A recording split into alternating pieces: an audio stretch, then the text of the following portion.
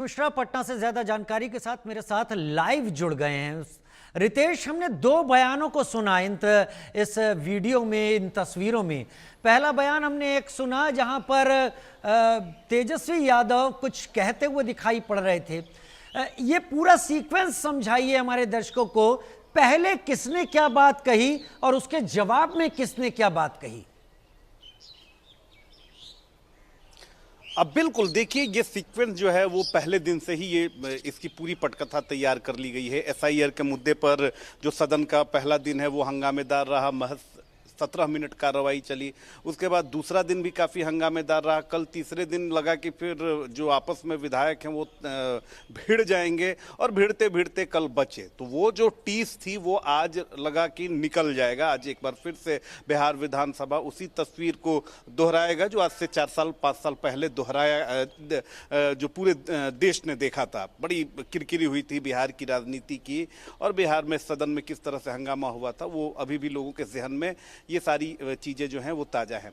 तो एसआईआर के मुद्दे पर आज भी सदन के बाहर जैसे ही कार्यवाही शुरू हुई, सदन के बाहर भी हंगामा हुआ, सदन के अंदर भी जमकर हंगामा हुआ।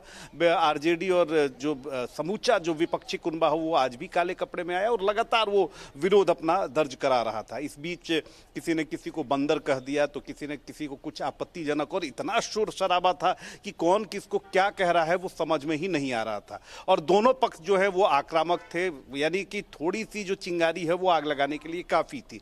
और उसी बीच जब तेजस्वी यादव का संबोधन हुआ तो कई बातों पर सत्ता पक्ष के विधायकों ने अपनी आपत्ति जाहिर की। इधर जो विपक्षी हैं वो भी पूरी तरीके से तैयार बैठे हुए थे। जितने भी विपक्षी विधायक हैं, मुख्यमंत्री नीतीश कुमार के स्वास्थ्य को लेकर, उनकी मानसिक स्थिति को लेकर लगातार कल भी उन्होंने सवाल उठाया, आज भी सवाल उठाया, जिसका बीजेपी और जेडीयू के विधायकों ने पुरजोर विरोध किया।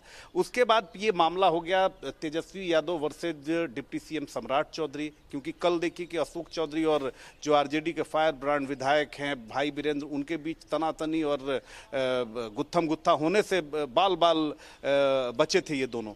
तो आज तेजस्वी यादव ने कई सारी बातें बोली और बोलते बोलते उन्होंने सम्राट चौधरी पर बहुत ही बड़ी आपत्तिजनक बात कह दी।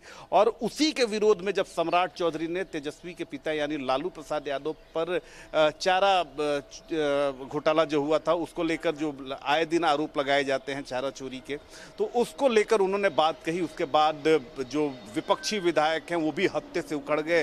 वो रिपोर्टर्स टेबल को उठाकर तोड़ना उन्होंने चाहा। उसके बाद कई विधायकों ने कुर्सियां उठा दी। उसके बाद सत्ता पक्ष के भी जो विधायक हैं वो भी आक्रामक हो गए। लगा कि एक समय तो लगा कि आपस में ये फिर गुत्थम गुत्था हो जाएंगे। बड़ी ही अजीबोगरीब स्थिति हो गई। फिर मार्शल्स जो थे वो भांप चुके थे कि कुछ ना कुछ आज हो सकता है, लिहाजा मार्शल्स उस तरह से अपनी रणनीति उनकी तैयार थी, पुख्ता रणनीति थी। मार्शल्स ने फौरन जो सत्ता पक्ष के विधायक हैं और विपक्ष विधायक दोनों को काबू में किया और उसके बाद सदन की कार्यवाही को स्थगित कर दिया गया।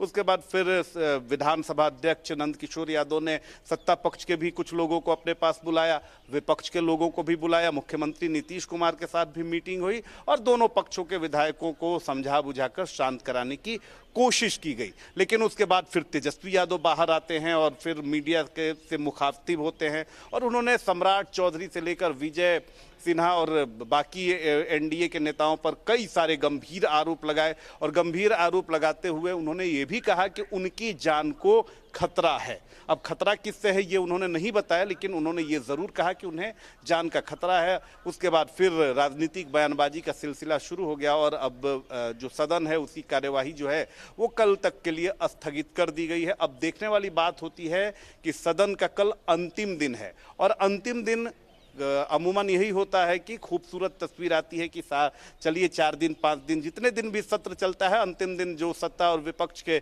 जो विधायक होते हैं आपसी कड़वाहट और राजनीति को भूलकर एक साथ वो हंसते मुस्कुराते हैं और फिर अपने अपने क्षेत्र में जाते हैं।